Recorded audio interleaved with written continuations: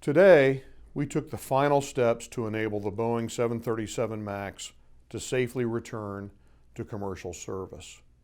And this morning, I signed an order rescinding the grounding order that the FAA issued on March 13th, 2019. Now, the path that led us to this point was long and grueling, but we said from the start that we would take the time necessary to get this right. We were never driven by a timeline, but rather followed a methodical and deliberate safety process, a process that ultimately took 20 months to complete.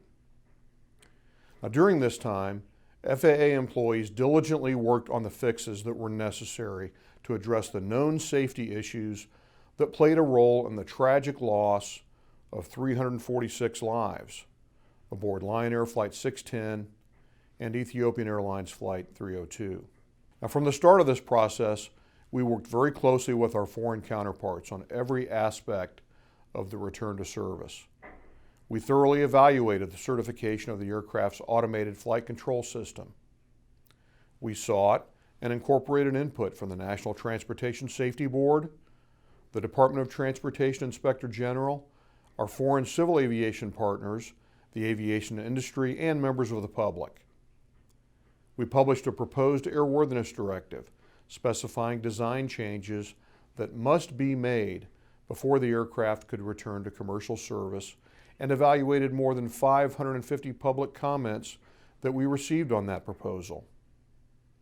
We also took comments on a draft Flight Standardization Board report concerning pilot training for the aircraft. Now, shortly after I became FAA administrator, I pledged to fly the Boeing 737 MAX and promised that I wouldn't unground it until I was 100% comfortable that the aircraft is safe. And in late September, I took the MAX training that was recommended by the Joint Operations Evaluation Board, which included practicing the new emergency procedures in the 737 MAX simulator. After that, I flew the aircraft for about 2 hours to evaluate its handling qualities and the functionality of the flight control system.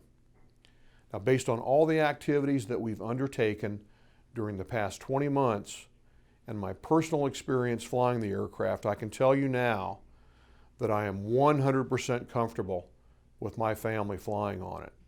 Now, this morning, in addition to rescinding the grounding order, we took a number of other steps. We published the final airworthiness directive, alerted the international community that we had done so, and published MAX training requirements for U.S. operators.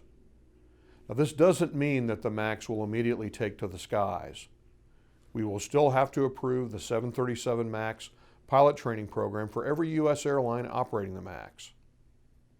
Additionally, the FAA will retain its authority to issue airworthiness certificates and export certificates of airworthiness for all new 737 MAX aircraft manufactured since the FAA issued the grounding order last year.